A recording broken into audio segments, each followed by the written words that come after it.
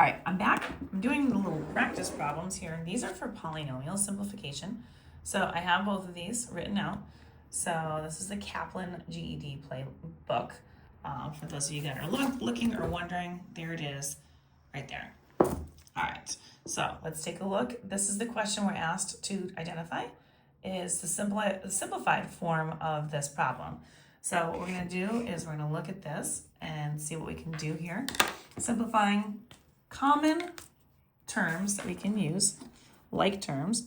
We're looking for this first term. I always highlight first with whatever color I want. And I'm looking for an a squared b.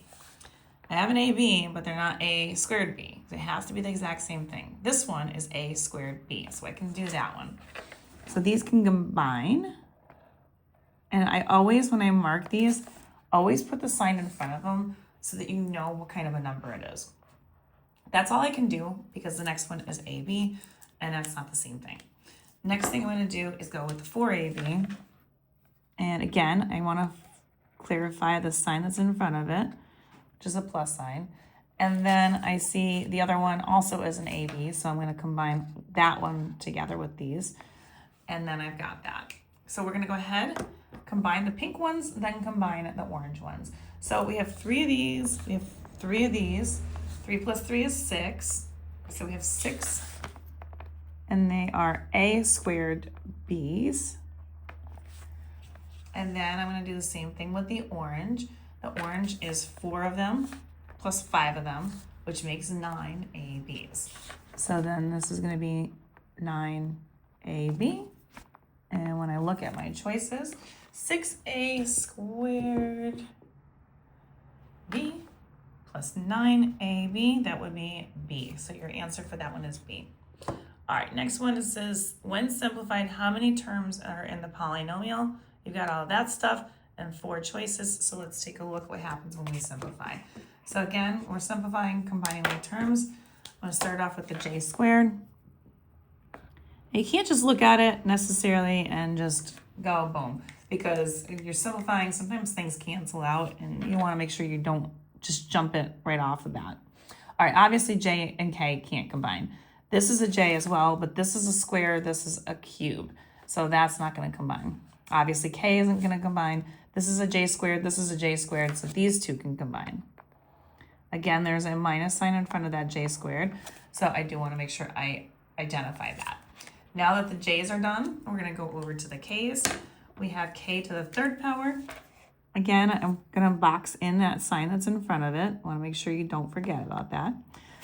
This is a j cubed, so that's not going to combine. This is a k cubed, so that can combine. So those two things are combinable, but then this last one is not combinable. So there's nothing you can do with that because there's nothing else left but this. So I'm just going to box that in. Now again, they're hoping you're going to do one of 2 things here. Number 1, there's 5 terms altogether. So when you're looking at the choices here, see how D is on there with 5? Well, that's wrong because obviously, like I said, you can combine some things. Now, we are looking at this and we might say, oh, okay, well, there's 3 different colors up here. So that means there's 3 different terms. That does not necessarily happen. Because again, like I said, once you combine things, you want to make sure that when you're combining, nothing's canceling each other out. Like you might have a plus 3a and a minus 3a, which would cancel each other out, leaving you with none of the a's. So you want to just make sure that you do identify and just go ahead and do what I've been doing in these other videos and you'll be fine. J squared, again, there's no variable with a number in front of it, so you put it with 1. 1 is always in front of the variable if there's no number. So we got 1j squared minus 2j squared, so that's going to be a minus j squared. And then, so those are done. If you want, you can cross them out as you do them. I don't need to do that, but you might. This doesn't have a number in front of it, so it's 1. So we got k cubed plus 5k cubed, so 1 plus 5 is 6. So I'm going to put 6k cubed. And then last one, there is nothing else to combine it with, so it is negative 2j cubed. So in this particular one, we did find that even though we had 3 different highlighted areas, there actually did end up being 3 still different terms. So therefore 3 would be the correct answer. B is the answer. And that is that. And if you want more questions like all of these, you can find them on my YouTube, TikTok, and Instagram at U1Algebra. These are all located in the GED playlist.